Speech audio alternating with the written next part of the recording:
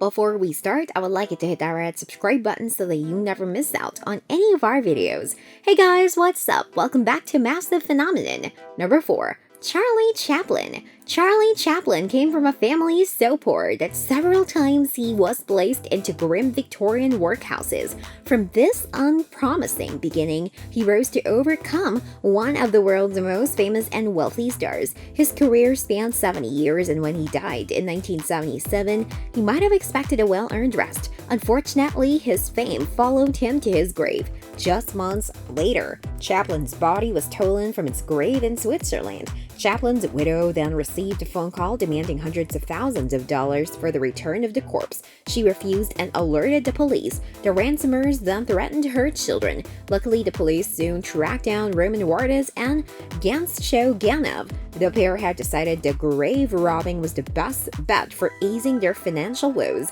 They pointed the police toward a nearby cornfield where they had hidden the body. Chaplin was returned to his resting place with a new concrete layer to dissuade others from making a quick buck with a former star. Number 3.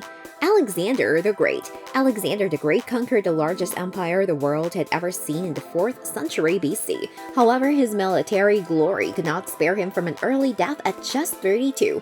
Alexander left no clear successor, as his son was too young to rule alone. Instead, his generals, known as Diadochi, began to fight over who should rule and which part of the empire. One of the first battles was over who should have Alexander's body. Alexander had died in Persia, but it was thought the body should be returned to Macedon to be buried with his ancestors. Ptolemy, who had claimed Egypt, had other ideas. However, Ptolemy stole the body while it was being moved and took it to Memphis. Whoever held the body of Alexander could claim legitimacy for their rule. According to ancient sources, it had also been prophesied that whoever had the body would be unconquerable. For centuries, the body of Alexander was displayed in Alexandria in Egypt. Julius Caesar and later Roman emperors liked to visit the tomb and see the body. Number 2. Catherine of Valois. Catherine of Valois was the daughter of the French king and wife to Henry V of England in the 15th century. When she died, she was buried with pomp in Westminster Abbey. Today, you can still view the wooden effigy of the queen that was placed on her coffin during the funeral. However, for a long time, you could see the actual queen herself, and sometimes do a bit more, if you wanted. When her tomb was altered, under Henry VII, the lid was dislodged and tourists would come to examine her body.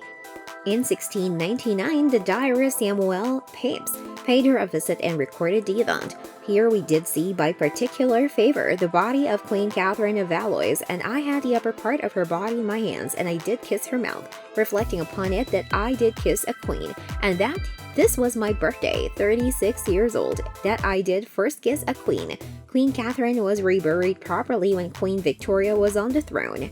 Number 1. Philip the Handsome. Philip I of Castile was known by his contemporaries as Philip the Handsome. With a nickname like that, you can imagine he was a hit with the ladies. One lady was indeed obsessed with him. Philip had married Joanna, heiress to the Spanish crowns, in 1946, and she loved him madly. This is not unexpected, as history remembers her as Joanna the Mad. The marriage was not a happy one. Though Joanna deeply loved Philip, he continued to have affairs that drove Joanna into a rage. He also kept trying to steal power from her. Many historians believe that Joanna was not truly insane, but just deeply depressed by the situation she was in. Rumors of her madness would have benefited Philip in his attempts to usurp her rights. When Philip died suddenly, Joanna said he had been poisoned. She refused to allow his body to be buried where he had died and had taken on a lengthy journey of over 400 miles. Along the way, she would have the coffin open so that she could embrace her dead husband. Unsurprisingly, this sort of action did not help the rumors of madness surrounding her. She was eventually placed in a convent, and the rule of the Spanish kingdoms passed to her son Charles. This brings us to the end of our video. I hope you enjoyed it. Hit like if you did, and don't forget to subscribe to our channel so that you don't miss any of our videos in the future. Also, watch the 2 videos that are on your screen because I'm sure you love them. With that, I'll see you in the next video.